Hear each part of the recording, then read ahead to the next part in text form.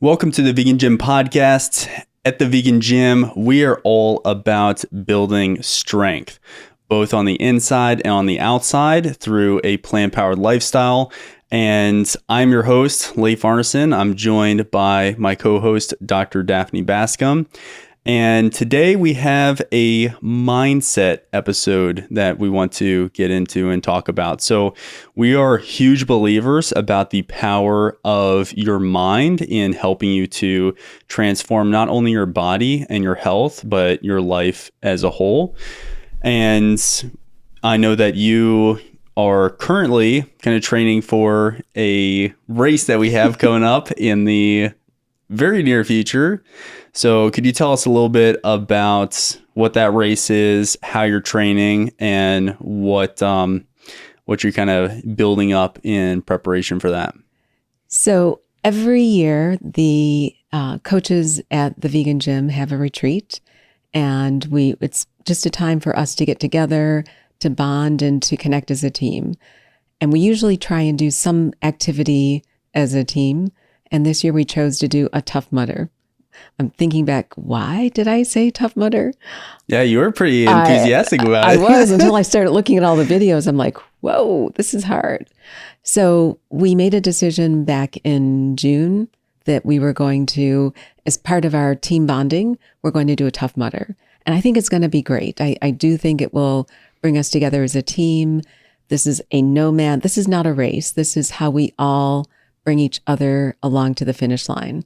It's 10 miles of obstacles, of jogging, walking, and 10 miles of mental and emotional resilience, because if it was easy, everyone would do a Tough Mudder. So I started training for the Tough Mudder back in July because I didn't want to be the last man standing. And part of that was getting on some monkey bars and starting to see if I could actually move my body across monkey bars for extended periods of time. Yeah, so there are all, as you touched on, there are all different types of obstacles that you go through. So it's not just 10 miles. And it's also, I haven't seen the actual course or looked at the race map, but the other obstacle runs that I've done previously, you're always kind of going up or down. You never kind of go just level. Yeah, it's never really a flat course. So it's a lot of running up and downhill or up and down a mountain, and you do these various challenges throughout. So it's kind of like every half mile you'll have some kind of physical challenge. And as you kind of touched on, it could be going across monkey bars over a pit of water, or it could be going over a wall, or it could be carrying a heavy sandbag 100 meters up a steep climb. There are a bunch of different challenges that you can face in these obstacle races. So yeah, it's a really great test of your kind of multiple aspects of your physical fitness, but also an even better test of just your mental resilience. And I've done it before with my brother and some other people, but doing it in a larger group, I just think it always brings you closer together, and you can work to learn together and work together, I think. And that's really powerful. So yeah, in the pursuit of your monkey bar mastery, you've been building up some calluses, a testament to your hard work and resilience. And I know that's kind of inspired the kind of the takeaways for this episode. So yeah, could you share a little bit more about what you've been thinking about in terms of calluses and kind of what they represent? So, Leif, when I first started, I had assumed this would be easy, and it wasn't. And when I look at my hands now and I see the calluses that are there, I realized what has progressed over the past 8-10 weeks. And calluses are a natural response to friction. So just the fact of getting up on the bars and pulling myself along, I started maybe with 6 bars and 8 bars and then 12 bars, but this thickening and hardening of the outer skin reminded me of the thickening and hardening that we all have to go through when we're encountering any tough challenge. So I was on my run last week and I was thinking about, as we were planning to do these podcasts, and it really resonated with me because just this week I was able to do 24 without any issues, moving along 24 rungs. And then the calluses are finally starting to heal. And so I wanted to talk a little bit about callusing from a physical, emotional, and mental perspective, and why growing calluses is important. Yeah, I think that's a really, as you kind of touched on earlier, I think calluses are a really great metaphor kind of for many aspects of life, building up that resilience and hardening yourself to life's challenges and getting your body to physically, emotionally, mentally respond to those challenges of life and make it kind of make you more resilient to future challenges. So could you share a little bit about kind of the 5 key life lessons that you kind of are taking away from this idea of building up calluses and kind of some of the metaphors that we can take from that kind of physical phenomenon into maybe kind of other aspects of our life? Mm-hmm. So there are 5 things, and they may seem self-evident, but I think this journey has really reinforced them for me. And I just want to start with the 5, and then I want to expand on them a little bit and would love your feedback. So the first is, pain is temporary, strength is permanent. Growth comes from repetition. We have to embrace imperfection. You need to protect what matters. And then understanding the value of hard work. Starting with the first one, pain is temporary, strength is permanent.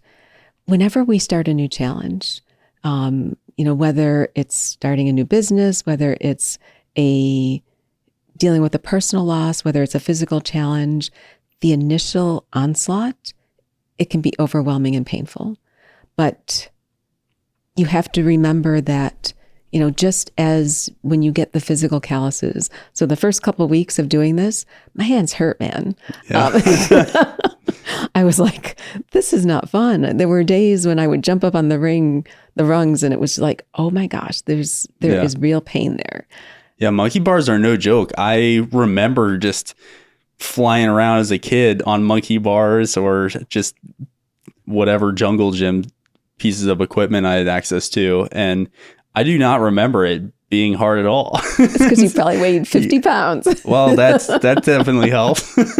But yeah, I don't know. You're kind of built different as a kid. You've got some like chimpanzee strength or something.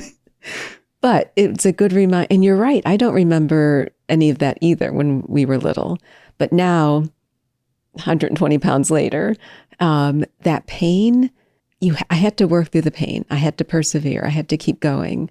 And what I realized is that although the pain was temporary, and while the pain lasted a couple of weeks, the strength I was gaining, both the strength in my hands, the strength in my mind, that was going to be permanent. There was never anything that would no one could ever take that away from me. So even when my hands are healed and I am not training for a Tough Mudder, the strength I gain by going through this process is something that will always be with me. And that's why the strength is permanent. Yeah, I think that's beautifully said. And yeah, I try to constantly remind myself of that. Even yesterday, as I was doing a challenging workout, and especially this ab part that I really, really, really didn't want to do, I just kept reminding myself, hey, I just have 17 more reps to go. I just have 15 more reps to go. That's going to be temporary, but I know what it feels like to conquer challenges and build strength, not just physically, but also mentally. And I think that confidence, building that resilience and the belief in yourself, knowing that you are capable of doing hard things, is so incredibly rewarding. And that trumps any temporary pain that you're going to experience. So I just constantly try to remind myself of that whenever I'm going through a challenging time, either within the context of exercise or in really any area of life. If I'm going through a hard thing work-wise, if I'm experiencing some pain, I know I'm learning from that. I'm getting better.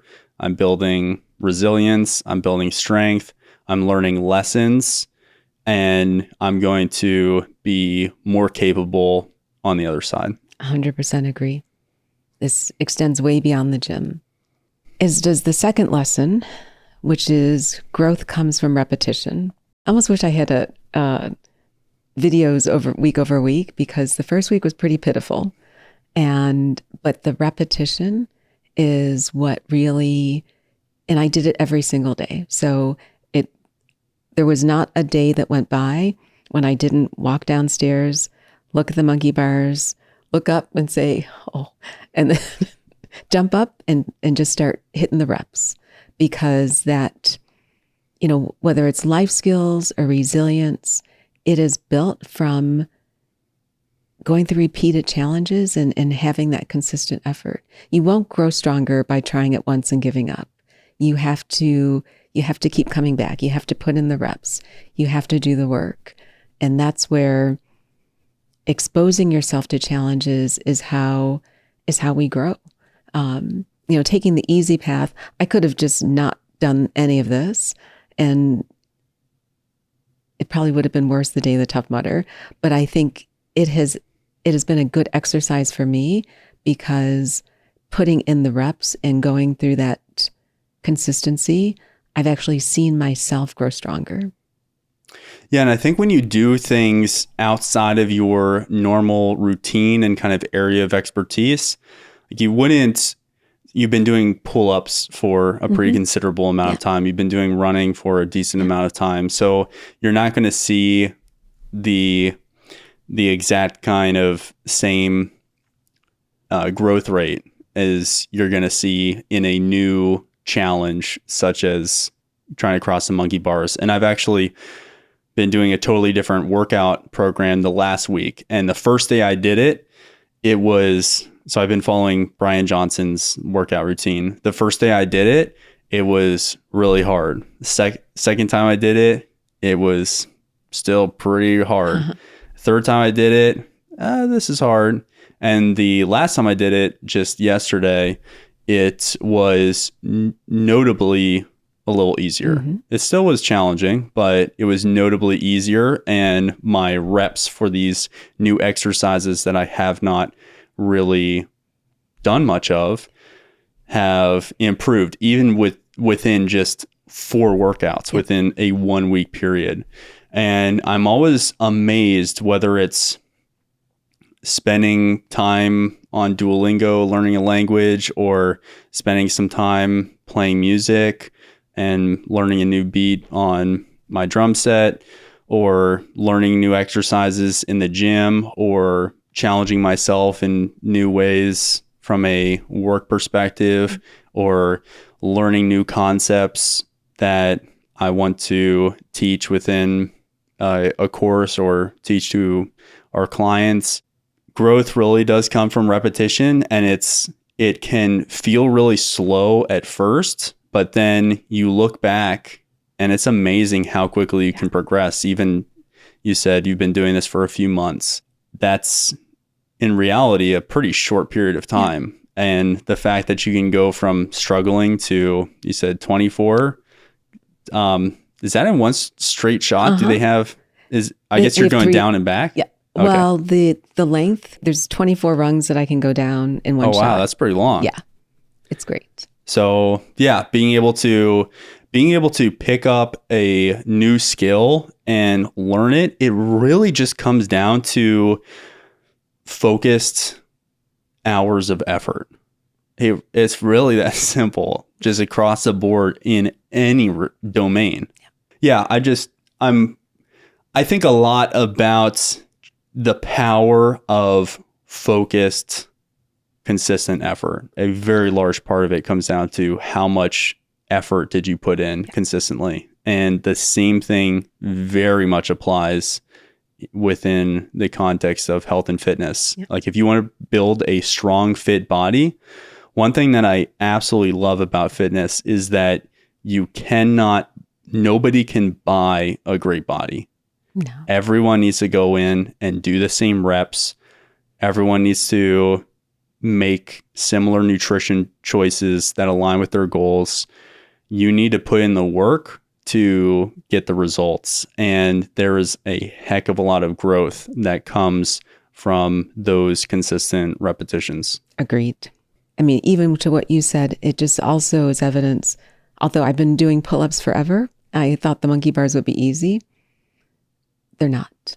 So a new challenge is a good thing. Yeah, the monkey bars really are a unique challenge. Even just doing a dead hang, I don't really do a dead hang much normally kind of in my training. And honestly, when I'm trying to bust out a lot of pull-ups, I'll typically use wrist wraps because I just want to take the kind of forearm strength out of the equation. If my goal is to improve my lat size, which is typically the goal when I'm incorporating pull-ups.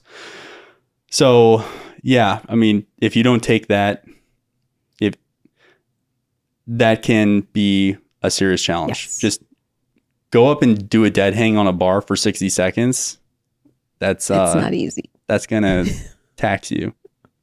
And yeah, monkey bars are also the added challenge of needing to make forward progress while basically doing one-arm dead hangs. Yeah, exactly. It is almost, you are doing one-arm dead hangs. It's like running. Everyone thinks running is a two-leg activity. It's really one leg. And on the monkey bars, that's what I actually realized. For a moment in time, you are doing a one-arm dead hang, which is harder than it looks. That's a lot harder. Yes. But that brings me to lesson 3, which is embrace imperfection. So I remember when I was growing up as a little girl, my grandma used to always talk about ladies always have beautiful hands. They're nice and soft. And even to the point where, I would put Vaseline on my hands at night and put little gloves on because I always wanted ladies' hands. But calluses are rough and imperfect. These are not ladies' hands. But I embrace them, and I embrace the other imperfections that I know I have and that I have acquired through getting other calluses in life.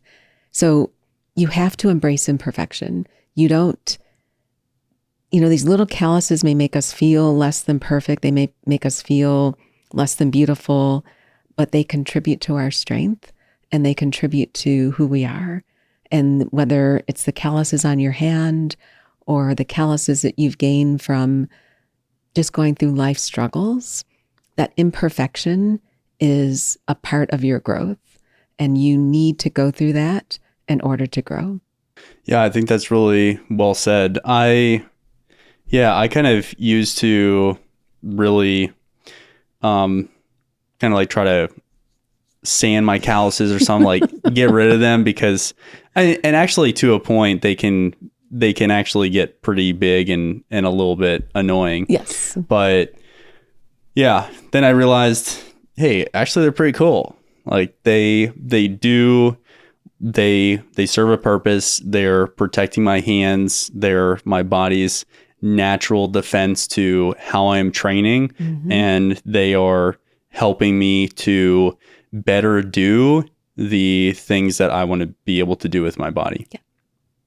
And I think, embracing that, even if you want soft, delicate hands, embracing the fact that you're working hard and you are earning the right to have calluses, whenever I see someone with calluses on their hands, I know that they do some kind of hard work, whether Exactly. that's manual labor for their actual job or they are training hard in the gym.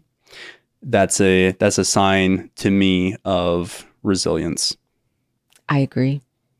But and especially today in, an environment where we look for flawlessness, we look for smoothness, we look for aesthetic beauty.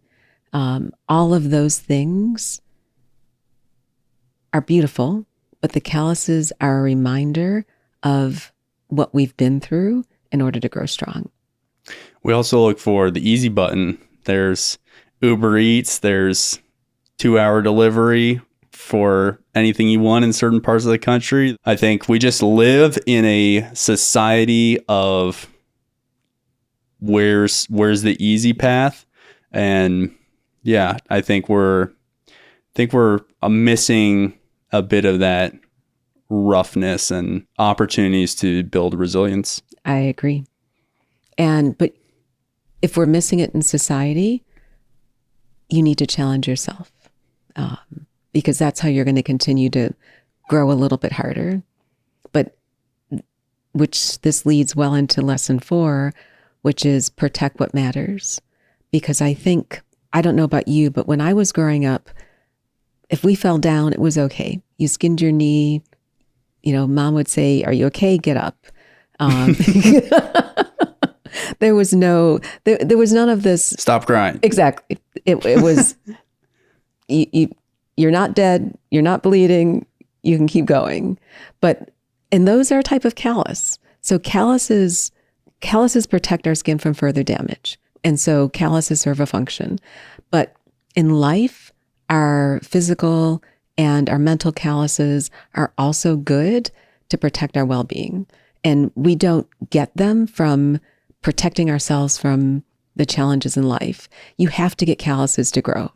And, the formation of calluses on your skin, yes, it is a byproduct of the repeated stress and the friction and trying to do those one-arm dead hangs. But if you don't challenge your body and you don't challenge your mind, you need some mental callusing too, because I think that's what makes us stronger as people. So when I see, I don't want to say overly protective parents, when I see opportunities for, if we're always protected from harm, if we're always shielded from those tough conversations, if we're never put in a position where we actually have to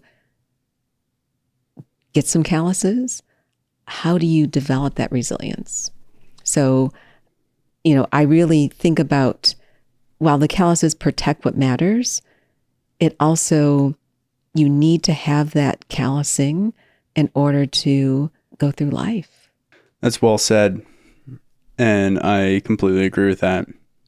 Yeah, I think it kind of comes back to a few of the ideas that I was touching on. I do think as a society, even just since I was a kid, I feel that there has been a pretty sizable shift towards kind of coddling and not wanting to, trying to minimize discomfort in many different respects. And I don't think that's a path to accomplishing your goals or creating a life that really feels fulfilling. You need that friction, you need that challenge, you need opportunities for pain and discomforts to be able to really create the life that most people want to live. And there's one quote I really love is, everything that you want is on the other side of fear. And I think everything you want is on the other side of pain, discomfort, fear, challenge, adversity. Everything is on the other side of hardship. And if you are not willing to go through hardship, or if you very actively avoid hardship, and anytime things get challenging, you just switch gears and head in reverse instead of Full steam ahead. plowing through it, I think that really sets your life up to be hard. And yeah, that kind of also reminds me of the quote by Jim Rohn, where he says there are two pains in life: the pain of discipline and the pain of regret. And the difference is that the pain of discipline weighs ounces, while the pain of regret weighs tons. Yes. And if you are not willing to pay the price of the pain of discipline, meaning you're doing the hard things every single day, that pain is in reality a fraction of the pain associated with not doing hard things every day and then ending up completely below your potential and ending up overweight, unhappy in your job because you didn't take some risks and pursue opportunities that were challenging. You didn't force yourself to grow in new ways. That quote really speaks to me, because the idea of getting to my later years and regretting not taking on more challenges, and therefore not fully realizing my potential across all aspects of life, that just really freaks me out. And I would not want to experience that. So yeah, I think I definitely would not want my kids to have an easy button. No. I don't think that would be setting them up for long-term happiness and prosperity. I would agree. And yeah, speaking of the easy button, for the record, I do like Amazon delivery. And I do use Instacart, especially during film blocks. Actually, that's very nice to have, because we're doing a lot of other things. So I do appreciate and partake in some niceties of modern technology and society. We all do. But I also like getting my butt kicked in a pretty regular fashion. And I think that's really important. I would agree. And then probably the final lesson, which I'm sure you'll also share with your kiddos, will be the value of hard work.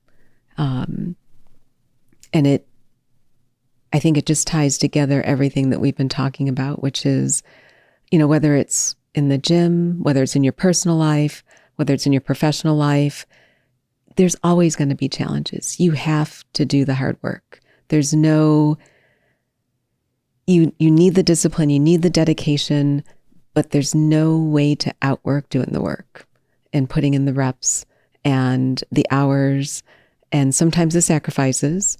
And you can't be afraid of doing the work. I mean, I think, the calluses are a sign of putting in the work.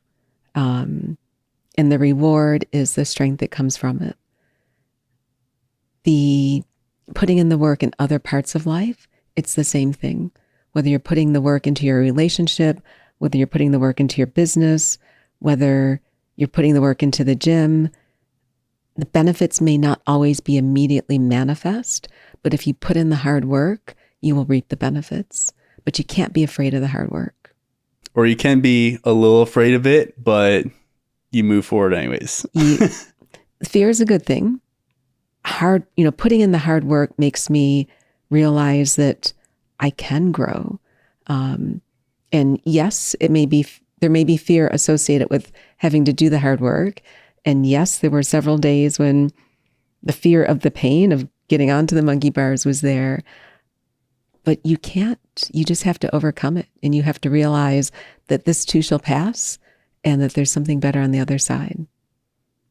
Yeah, just putting in the reps and being unafraid of making mistakes and not getting it right at first, or not being where you want to be and needing to really kind of build up from a beginner baseline level, whether it's in the gym or any other aspect. Being willing to just take those first few steps when most people either don't even start because they're afraid of failure, or they're afraid of efforts, or stopping a few steps into a longer term journey because you realize, hey, this is actually really hard.